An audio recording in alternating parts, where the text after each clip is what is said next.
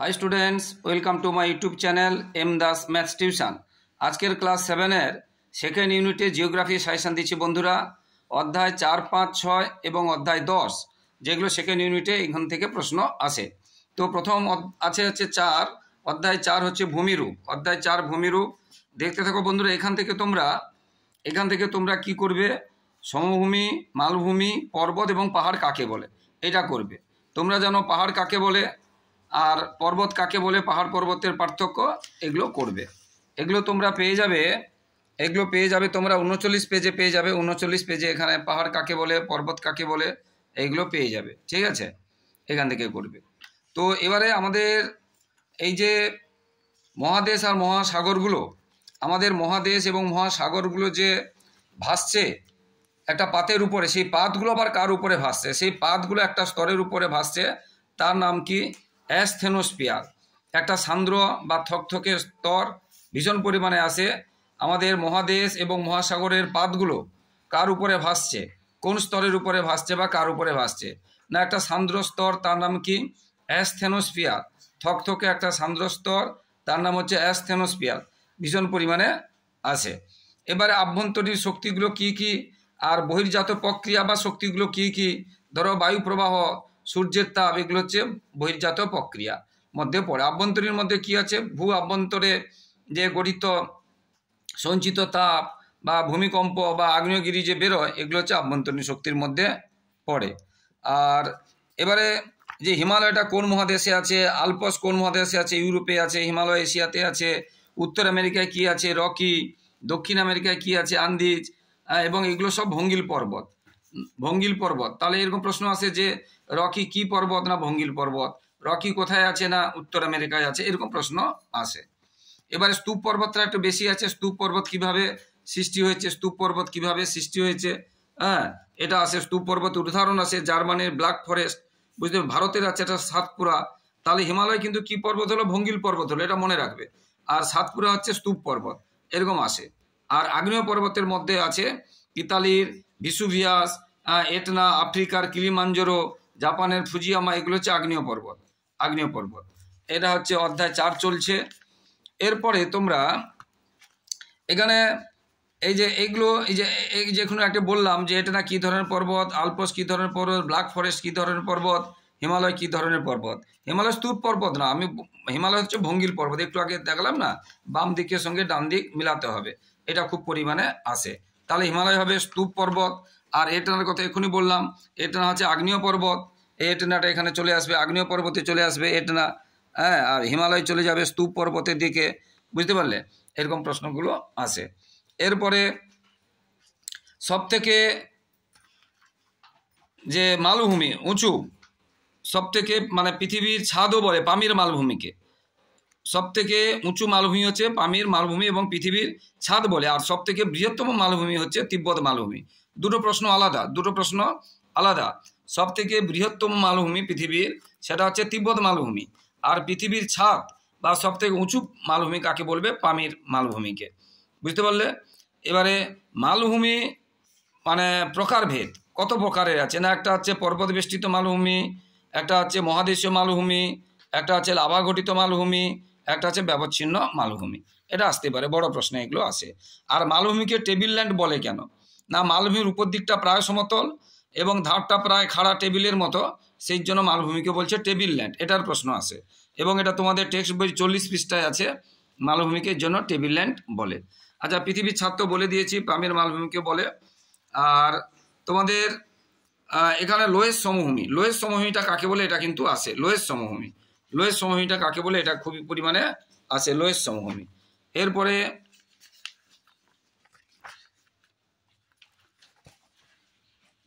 এরপরে দেখতে থাকো বন্ধুরা। এরপরে আমরা চলে যাব, এখানে উপর নিচ আসে। উপর নিচ বা পাশাপাশি মানে বাম দিক ডান দিক এরকম আসে। এইগুলো জ্ঞানের উপরে ভিত্তি করে। হ্যাঁ, আর এই যে পৃথিবীর ছাদ থেকে বললাম, আচ্ছা এইগুলো। এবারে নদী, পঞ্চম অধ্যায় নদীতে যাচ্ছি আমরা। পঞ্চম অধ্যায় নদীতে কি আছে? নদীতে আমরা এটা মোহনা কাকে বলে? না, নদী যে সাগরে বা জলাশয়ে গিয়ে বা হ্রদে গিয়ে মেশে তাকে আমরা বলবো মোহনা। তাহলে নদীর মোহনা কাকে বলে? না নদীর একদম শেষ প্রান্ত যেটা, বা নদী যেখানে মহাসাগরে বা সাগরে বা জলাশয় বা হ্রদে গিয়ে মেশে, সেই জায়গাটাকে বলবো আমরা মোহনা।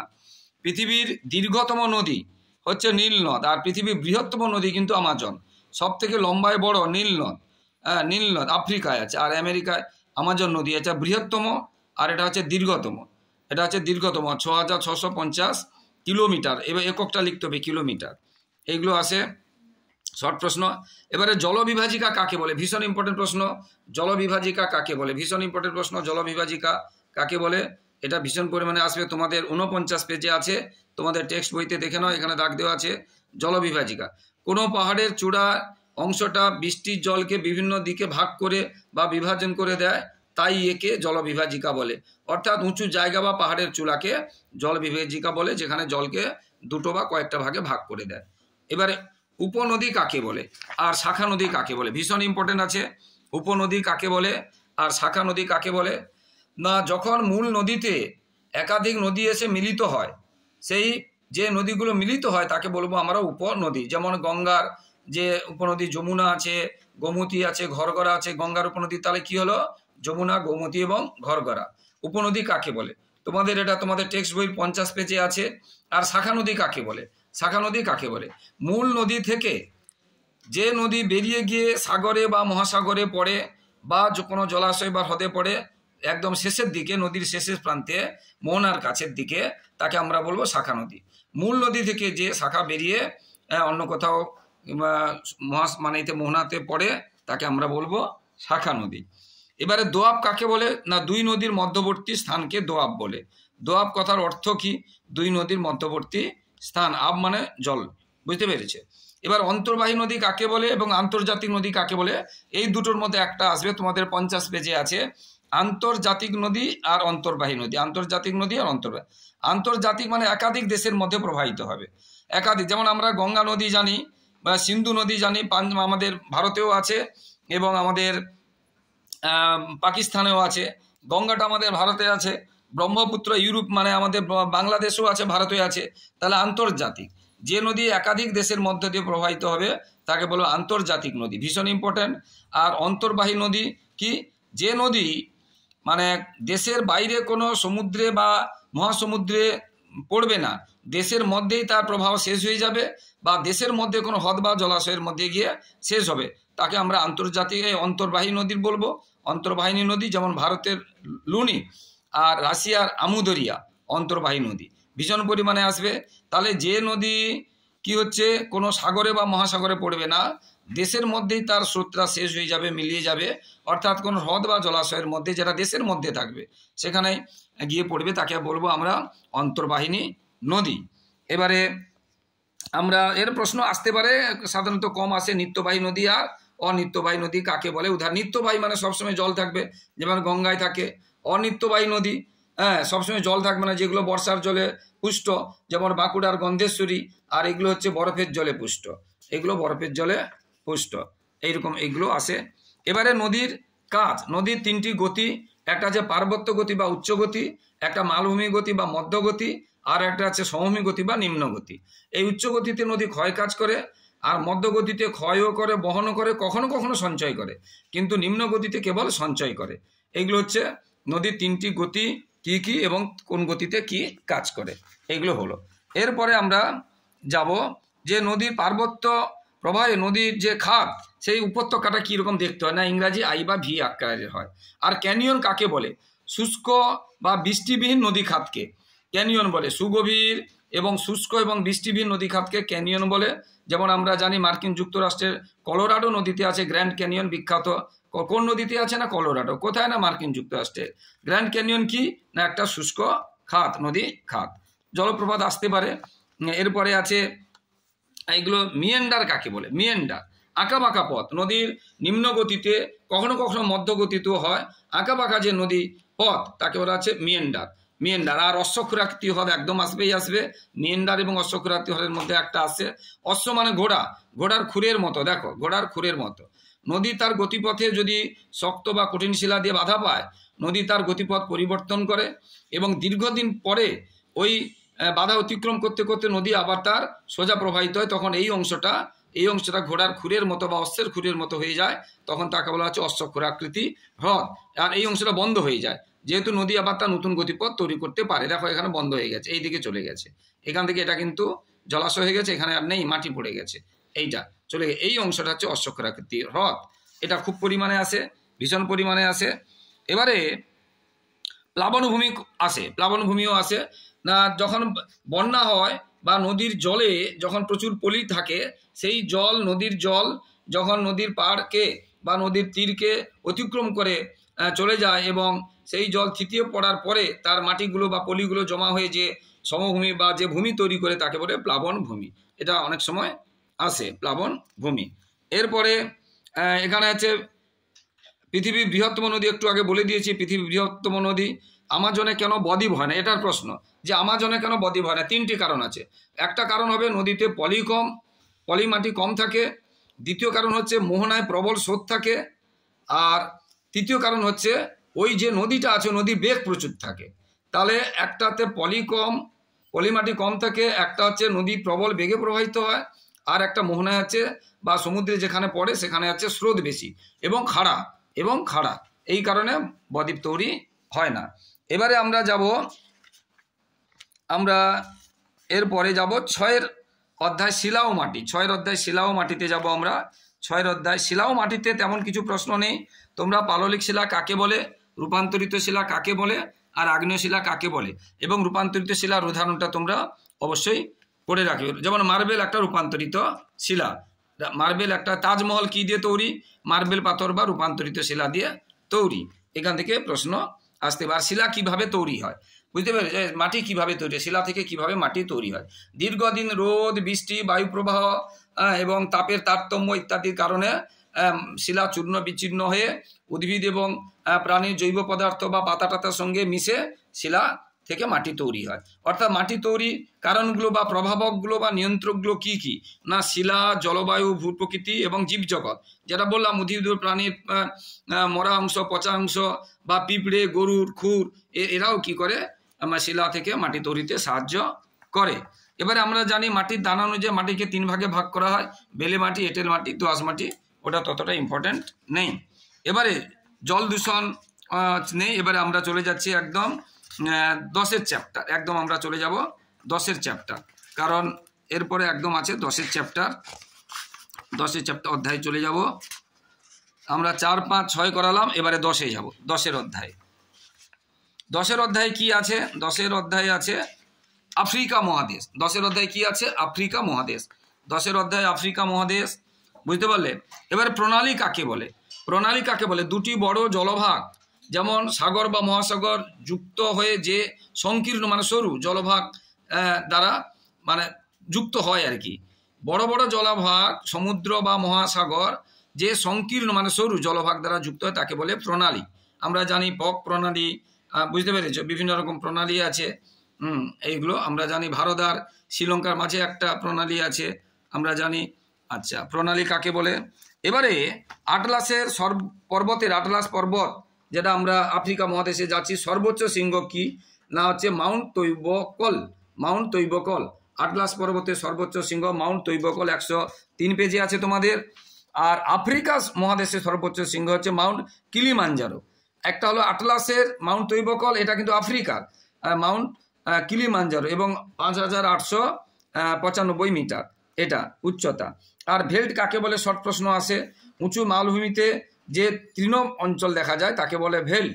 আফ্রিকার, বুঝতে পেরেছ, এরা কোথায় দেখা যায়? সাধারণত কালাহারি এবং নামিবিয়া এই সমস্ত মরুভূমিতে বা উঁচু মালভূমিতে যে তৃণ অঞ্চল দেখা যায় তাকে বলে ভেল্ট।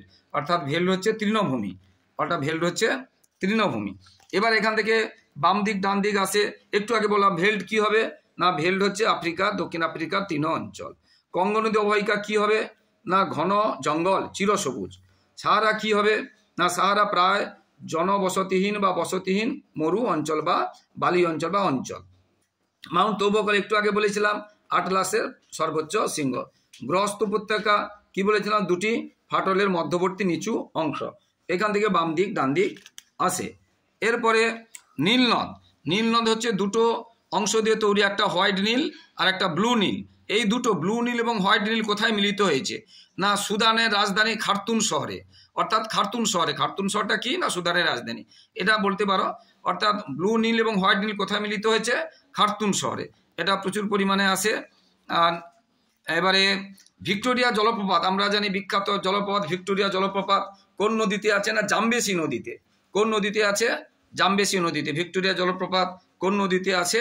জাম্বেসি নদীতে, এটা আছে। এরপরে আফ্রিকা মহাদেশের জলবায়ু বৈচিত্র্যের কারণে, এটা বড় প্রশ্ন। সমুদ্র থেকে দূরত্ব, অক্ষরেখা, সমুদ্র স্রোত, উচ্চতা ইত্যাদিগুলো আছে, এটা তোমরা 108 পেজে আছে, এটা তোমরা পড়বে, বড় প্রশ্ন, বুঝতে পারলে? এরপরে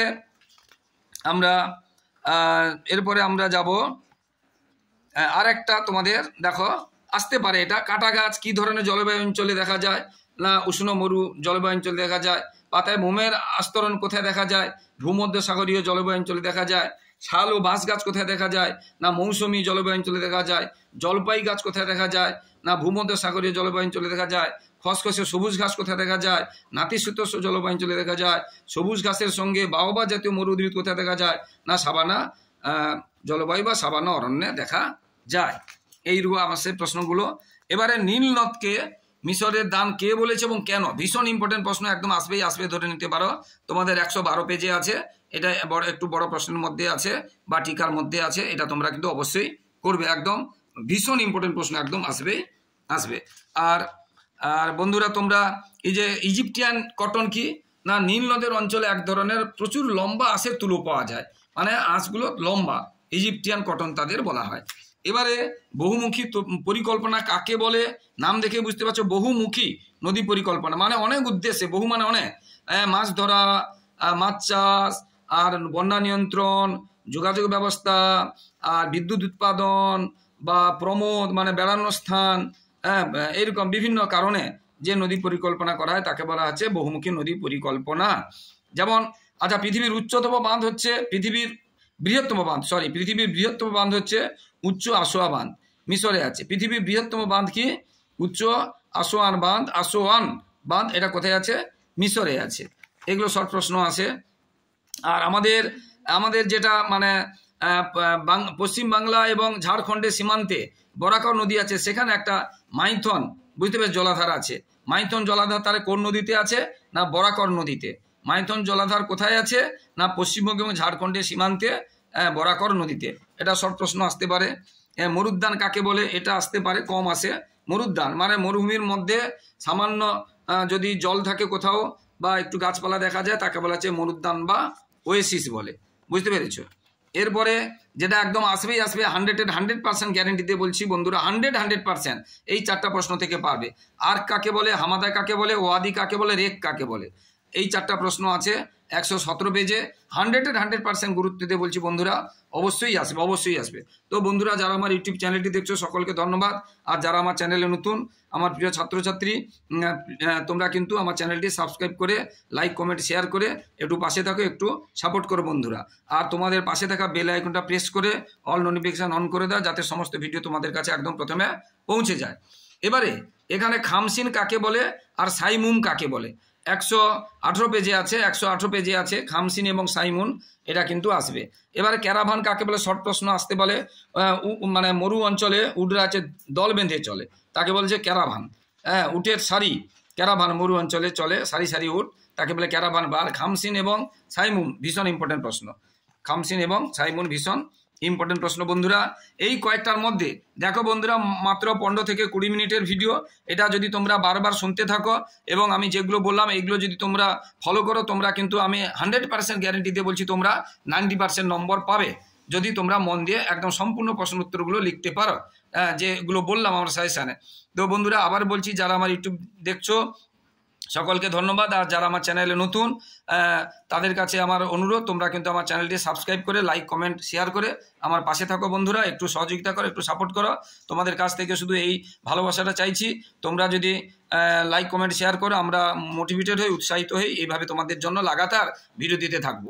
এবং 5 থেকে 10 পর্যন্ত বিশেষ করে আমি অঙ্কের সমস্ত চ্যাপ্টার করিয়ে দিই এবং সমস্ত ইউনিটের এবং মাধ্যমিকের এবং টেস্টের টেস্ট বার করিয়ে দিই এবং মাধ্যমিকের সমস্ত টেস্ট বারের প্রশ্ন উত্তর করিয়ে দিই সমস্ত পেজগুলোতে। তাই তোমরা তোমাদের ভাইদের এবং দাদাদেরকে, তোমরা ভাই বোনেদেরকে, তোমরা দিদিদেরকে শেয়ার করে একটু আমাকে সহযোগিতা করো। সবার পরীক্ষা ভালো হোক, সবার আগাম শুভেচ্ছা এবং আশীর্বাদ জানালাম। সবাই খুব খুব ভালো থাকো, সবার ভবিষ্যতেও খুব ভালো হোক। জয় হিন্দ, বন্দে মাতরম।